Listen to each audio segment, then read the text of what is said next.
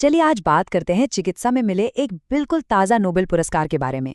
ये एक ऐसी जबरदस्त खोज है जो हमारे अपने शरीर के काम करने के तरीके को समझने में एक बहुत बड़ी छलांग है। तो एक बहुत ही दिलचस्प सवाल से शुरुआत करते हैं। देखिए, हमारा इम्यून सिस्टम मतलब हमारी प्रतिरक्षा प्रणाली एक कमाल की शक्तिशाली सेना की तरह है। इसका काम है वायरस और बैक्टीरिया जैसे बाहरी हमलावरों को ढूंढ ढूंढ कर खत्म करना। पर सवाल यह है कि ये अपने ही शरीर पर हमला क्यों नहीं करती? सोचिए जरा, ये एक बहुत बड़ा रहस्य है ना? इस पहेली का जवाब एक खास प्रक्रिया में छिपा है, जिसे कहते हैं पेरिफेरल इम्यून टॉलरेंस। अगर आसान शब्दों में समझें तो ये हमारे शरीर का अपना एक तरह का शांति समझौता है।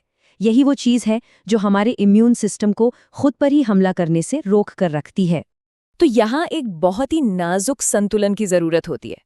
मतलब एक तरफ हमारे इम्यून सिस्टम को इतना ताकतवर होना चाहिए कि वो असली दुश्मनों से लड़ सके, लेकिन दूसरी तरफ उसे इतना ज्यादा अनुशासित भी होना चाहिए कि वो हमारे अपने ही स्वस्थ सेल्स को कोई नुकसान न पहुंचाए। अगर ये बैलेंस जरा सा भी बिगड़ा तो बहुत गंभीर ऑटो इम्यून बीमारियां हो सकती हैं।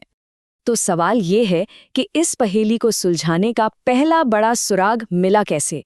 और यहीं पर हमारे नोबेल पुरस्कार विजेताओं की एंट्री होती है। असल में उन्होंने इम्यून सिस्टम के इन शांति दूतों को ही खोज निकाला। तो इसे ऐसे समझिए, हमारे इम्यून सिस्टम में मोटे तौर पर दो तरह के टी सेल्स होते हैं। एक हैं अटैकर टी सेल्स। ये हमारे शरीर के सैनिकों की तरह हैं, जो खतरों को ढूंढकर उन्हें नष्ट कर देते हैं। और दूसरे हैं रेगुलेटरी टी सेल्स। ये हैं इम्यून सिस्टम के सुरक्षा गार्ड, जो इन सैनिकों को हमेशा काबू में रखते हैं। तो ये जो रेगुलेटरी टी सेल्स हैं जिनकी खोज की थी जापान के शिमोन साकागुची ने, ये वही खास कोशिकाएं हैं जो हमारे हमलावर सैनिकों पर एक तरह से लगाम कसती हैं। ये पक्का करती हैं कि हमारे सैनिक ज़रूरत से ज़्यादा आक्रामक ना हो जाएं और कहीं हमारे शरीर को ही नुकसान पहुंचाना शुरू ना कर दें। तो साकागुची ने इन सुरक्षा गार्डों को तो ढूंढ निकाला था, पर कहानी का एक ज़रूरी हिस्सा अभी भी गायब था। वो ये कि इन सेल्स को कंट्रोल कौन करता है, इनका मास्टर स्विच कहाँ है? और इस सवाल का जवाब दिया अमेरिकी शोधकर्ताओं ने। चलिए एक नज़र इस टाइमलाइन पर डालते हैं कि ये कहानी कैसे आगे बढ़ी। 1995 में साकागुची ने रेगुलेटरी टी सेल्स की खोज की। फिर 2001 में मैरी ब्रिंको और फ्रेड रैम्सडेल ने एक खास जीन खोजा जिसका नाम था FOXP3। और फिर 2003 में साकागुची ने इन दोनों खोजों को एक साथ जोड़ दिया। उन्होंने साबित कर दिया कि ये FOXP3 जीन ही इन सुरक्षा गार्ड कोशिकाओं को चलाने वाला असली मास्टर स्विच है। और यहाँ एक बड़ा ही मज़ेदार किस्सा है। जब नोबेल समिति ने विजेताओं के नाम की घोषणा की तो वे अमेरिकी वैज्ञानिकों से संपर्क ही नहीं कर पाए। फ्रेड रैम्सडेल के बारे में तो ये कहा गया कि वो शायद इडाहो में कहीं दूर दराज इलाके में बैकपैकिंग कर रहे होंगे। ये बात दिखाती है कि इतने बड़े वैज्ञानिक भी कितनी सामान्य जिंदगी जीते हैं। और जब आखिरकार मैरी ब्रैंको से संपर्क हो पाया तो उनका जवाब बहुत ही विनम्र था। उन्होंने बस इतना कहा, इसका हिस्सा बनना एक सम्मान की बात है। ये उनकी इतनी बड़ी उपलब्धि के बाद भी उनकी सादगी को दिखाता है। तो ठीक है, ये खोज तो हो गई, पर इसका असल में मतलब क्या है? हमारी जिंदगी के लिए ये इतनी ज़रूरी क्यों है? चलिए अब देखते हैं कि चिकित्सा के भविष्य के लिए ये खोज इतनी अहमियत क्यों रखती है।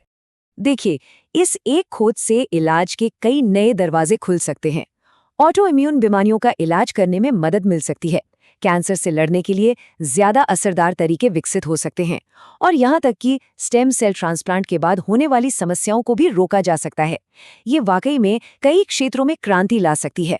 लेकिन हाँ, एक बात याद रखना भी जरूरी है, जैसा कि विशेषज्ञ जॉनथन फिशर बताते हैं।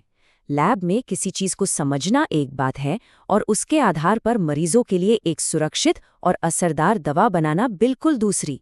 इन दोनों के बीच एक लंबा सफर होता है और इसमें समय लगता है।